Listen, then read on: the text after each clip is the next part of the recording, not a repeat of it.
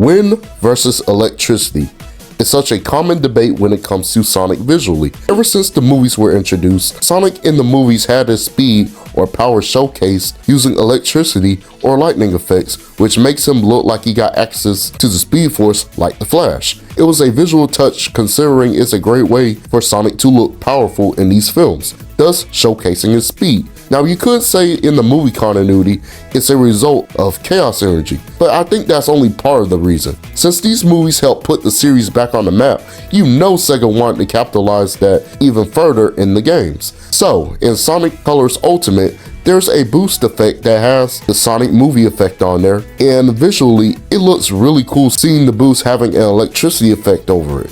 It was a cool cosmetic added in Colors Ultimate despite being a disgrace of a remaster. However, in Sonic Frontiers, it was a game that also referenced the electricity effect from the movies as well. When you reach a max amount of rings, Sonic is ascending into the power boost and that's just the scene from the first movie. Even with the power boost, you can see some lightning effects too. Now this could be an explanation due to Sonic experiencing cyberspace, but this was obviously capitalizing off of the movies, and it's a neat little reference. Now, how do two references spark the debate between wind versus electricity? Well, I think people start to notice in the Sonic X Shadow Generations launch trailer with the CGI trailer. There's a specific part with modern Sonic and classic Sonic, and right there, see that? Those are electricity effects around both Sonics, and people were starting to get concerned that they got rid of Sonic's wind abilities and that they are making Sonic look more like movie Sonic. And I'm not gonna lie, I was one of those people because I thought it was a weird choice. Now there were some people that didn't have a problem with this and trying to explain that maybe they were trying to give Sonic chaos energy.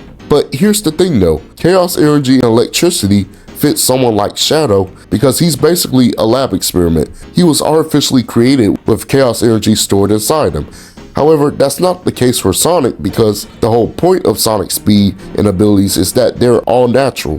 His abilities are strictly agility based. Hell, even in games like Heroes and even Frontiers, his abilities are specifically wind based. One of his movesets is literally called Sonic Wind. So for a character like Sonic, it doesn't make sense for Sonic to have chaos energy.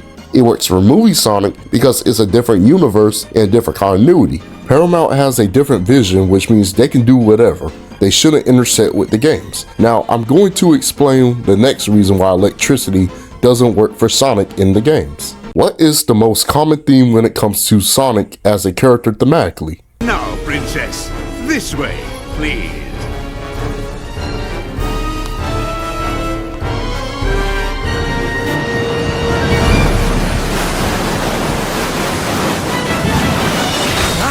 That's a pretty snazzy performance there. It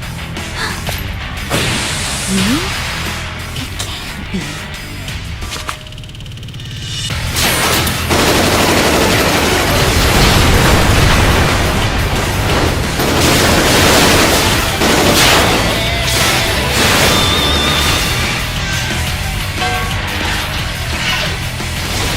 I'm Sonic!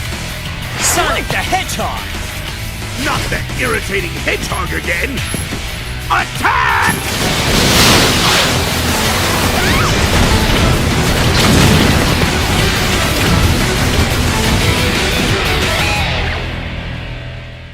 Sonic thematically is like the wind. Whenever we feel the wind, we feel that rush, that breeze, that freedom, which Sonic himself is the embodiment of. In most of his character bios, he is being described as quote-unquote like the wind, even in games like Rush when Cream literally states that Sonic is like the wind, in 06 when Sonic came through creating a wind-like tornado, indicating this thematic feeling to Sonic's character. Even in Sonic in the Black Knight, he was given the title Knight of the Wind.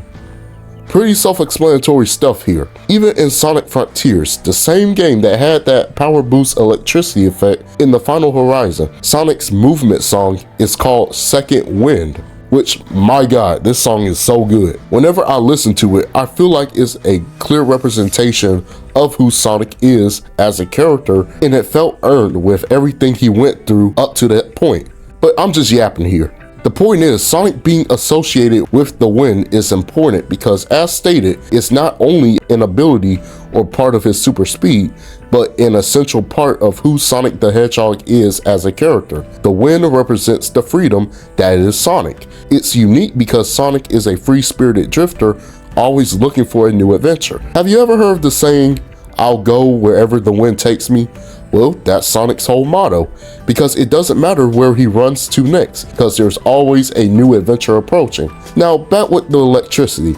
Simply, it just doesn't fit Game Sonic. Simple as that. I heard people were saying that Sonic can have both electricity and wind, because when you mix those two elements together, you'll create a storm. I saw this really cool fan art, shout out to this artist by the way, called Typhoon Sonic, which is a cool concept of lightning and wind.